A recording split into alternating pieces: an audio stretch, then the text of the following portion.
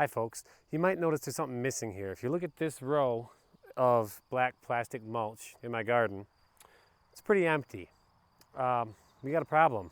So this entire row here, all the way down there, was full of broccoli and lettuce starts that I put in there about a month ago, but it's empty. We've had a ridiculous problem with the bugs this year. The slugs, I've never seen them like this before. And it's been a rough time with it. I mean, I lost over $1,200 worth of produce in less than a week from slugs. That's pretty serious for a small-time grower like me. I won't be able to sell any of those at the farmer's market. They're at the early market coming up. It's starting in 2.5 weeks, and I've gotten not even half of my produce ready. Well, I've got a problem here. I've been working to correct it, and I've about got it under control now. I've really kicked them out pretty hard. So first I'm going to talk about the slug problem. Then I'm going to show you the other issue I'm having with some bugs down in my potatoes. Now there's a lot you can do with slugs. I mean, there's different insecticidal soaps. You can do the neem oil.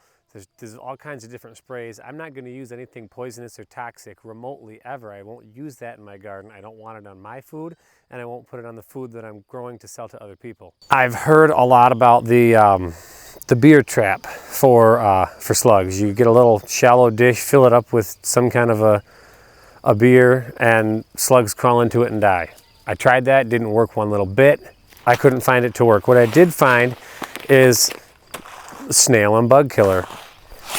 Now this stuff is not poisonous. It's not really toxic to the environment in any way except slugs and snails. There's really two main types of this stuff, and the name brands of them all are OMRI listed, which means that they're certified for organic produce production. The off brands, although they have the same formulation, they're not certified for organic production because they're off brands and they didn't put the big research and the big money into getting certified and put on the list. But it's the same formulation. So there's three that I found here in town. I bought every bit of slug snail stuff I could find in Cedar Springs. This one is one of the name brands, the Ortho Bug Getta. It's a great stuff. This is organic certified. I've got Garden Safe, which is just kind of an off-brand thing that I found in another store. And then there was Sluggo. Sluggo's a big name brand, and that one's certified for organic production as well. Now there's two varieties of this stuff. One of them is like the Ortho here, which is its main component, is its active ingredient is sulfur. Sulfur is toxic to snails and slugs if they eat it.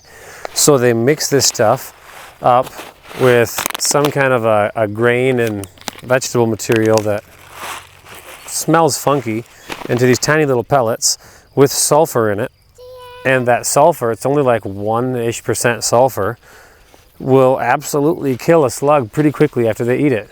And it's really simple. All you do is sprinkle it down. I think it's something like 2 level teaspoons for 1 square yard of ground for 9 square feet. Is that it? Yeah, that's it. And 1 bag of this stuff is usually, all the containers I've seen come in 2-pound containers, and that's good for about 1,000 square feet. 2,000 square feet, they say. I've been putting it on heavy because I have so many slugs, it's crazy. So 2 of these bags will do my 20 wide beds here, this whole area once, and I've been doing it honestly at least once a week. I'm going out and putting this stuff out. I started out twice a week. It was ridiculous. Anyway, the other version of this slug and snail bait that I have, it's iron phosphate. Well, 1.0% iron phosphate as the active ingredient. And the other stuff is the bait, the grains and vegetable starches and stuff that the slugs are looking for. Iron phosphate is also very deadly to snails and slugs if they eat it. And so they mix it with the stuff that apparently smells and tastes good to snails and slugs. They'll eat this stuff. I can't find a difference in effectiveness between the iron phosphate, which is like this, and Sluggo is also the iron phosphate. And then the Ortho Bug Getta, that stuff is the sulfur. They seem to be just as effective, in my opinion. And I like having 2 different varieties because I don't like to use just one thing consistently ever. You've got to mix things up as much as you can. So I'll do half of the garden with iron phosphate here, and half of the garden with the sulfur, and the next time I'll switch and I'll do the other ones. So I'm going to go ahead and sprinkle this out. You don't have to be super precise. I'm just going to approximate, and honestly I'm going to just put it kind of everywhere. So this stuff, usually you want to put it somewhere between the feeding areas and the bedding areas of the snails or slugs. They go under stuff to hide during the day. The problem is I got this cover out here and it's full of old moldy alfalfa straw, alfalfa hay under that. So they're not really traveling far to get to the plants. So I'm just sprinkling this really right on top of my beds here at roughly 2 level teaspoons every 3 feet of length, because these beds are 3 feet wide.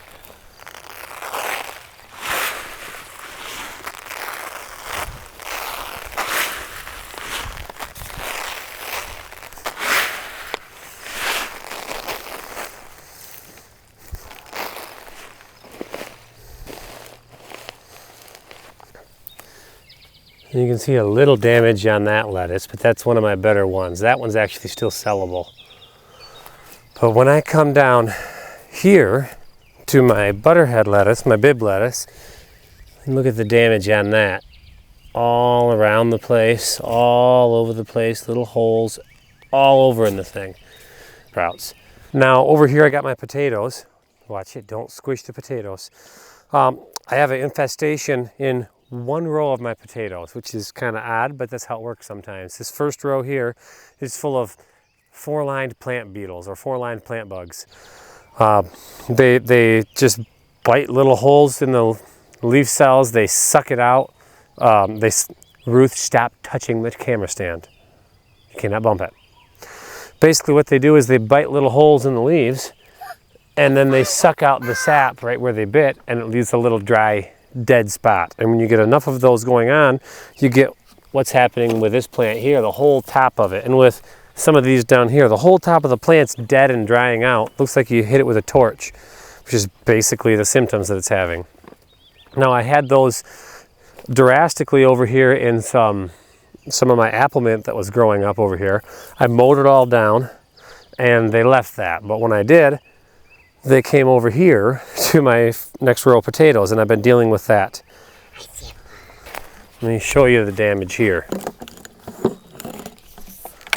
So here we have, that doesn't look healthy.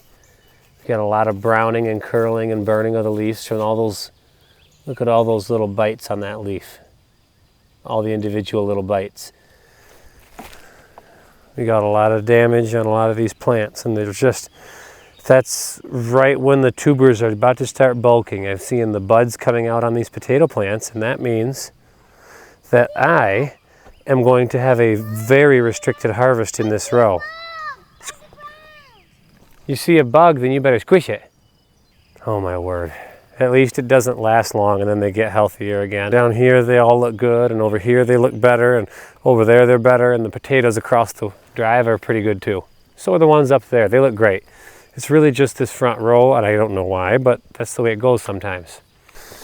Now the first thing that I did here was go out and get some neem oil. I've never really used it before. I hear a lot about it. It's a little on the expensive side, but I bought 2 jugs of neem oil, 2 quart sprayers for $11 or $12 each. It's supposed to work really good, so I just went and sprayed everything down here. Didn't seem to work. I went and redid it about 5 days later. Didn't seem to have much effect. Maybe it helped, I didn't notice it. So I went up a notch and I mixed up something else. This is something that I've used before and it's worked pretty good. I took my empty neem oil container and I filled it up with dish soap and water. So, I mean, pretty darn simple. It's literally just a 1 to 2% soap to water solution. I'm using a stronger dish soap, so like a name brand or equivalent, something that's not too watered down, something that's got, nice and thick like a Dawn type soap. And for this 1 quart sprayer, 32 ounce sprayer, I did 2 tablespoons, which is hefty. Generally 1 tablespoon would do it. I did 2 tablespoons. Now, this is not insecticidal soap. Dish soap is not. There's a difference. Insecticidal soap is more mild on the plants itself. It doesn't have some of the different different cleaning agents and detergents added to it that you get in dish soap. So this stuff at this strength, I'm not going to spray it right on my plants. It's just too strong. Instead, what I did, because I want to kill them bugs, I mixed up this, double strength. There's more right there. I took these plants and I just kind of shook them out like that onto the path. There's one. And he's dying. There's another one. I just kind of spray him down. There's a lot less today, I'll give you that. Oh, there's 2 or 3. So that's my technique, and it worked great for 1 quart. If you do 1 tablespoon of a stout dish soap, that's more than enough. Generally, you can go a little bit lighter, and it might work a little less effective. Might take a little longer to work, but it's going to be more gentle if you're spraying around your plants. I mixed up strong stuff that can burn my sensitive plants, especially stuff like lettuce and tomatoes, by the way, are very susceptible to leaf burn from a lot of different agricultural sprays. So I have to treat this row quick.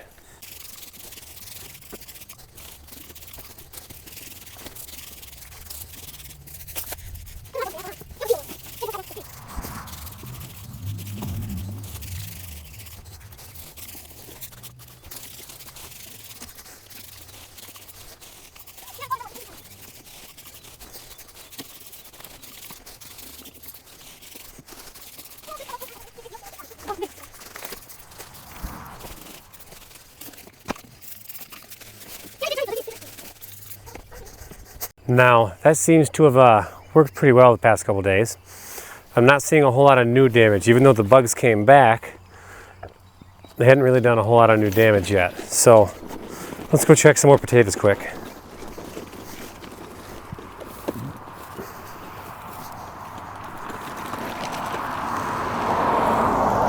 These ones all look pretty good over here.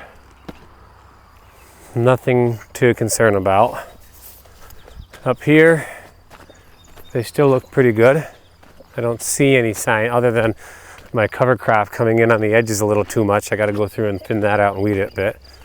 But these potatoes look good, other than a few weeds and too much cover crop on the edge. Let's see. These potatoes over here, they're looking great. Okay, I think we're taking care of most of our pests. That's awesome. There is one more type of insecticide that I actually bought, but I haven't used yet. Not many insecticides I'd ever be willing to use because I don't like their toxic issues. I don't like their effects on the environment, to the microbiology in the soil, to the worms and bugs. But sometimes I'll use some of these more mild, natural type things. Non-toxic and non-poisonous is the big thing for me. But, excuse me. I ordered some BT spray, which is a microbiological bacterial solution that you spray out, and basically any bug that eats anything with that on it within about a day of you spraying it dies. So there's that too. But apparently I might not even need it. All right, I gotta go back to my work by the animals here. Anyways, that's the issues we've been having with our bugs. A royal pain. And when you're doing more organic stuff, like I am, you gotta, you know what, my morals won't let me just, oop, there's a stump there. My morals and values won't let me just sprinkle out 7 dust or some of the more potent stuff out there. Hey, how you guys doing? My pigs. So it takes a little more time and effort, but I am satisfied with the result. Anyways, I got pigs to feed, so I'll let you go. Bye now.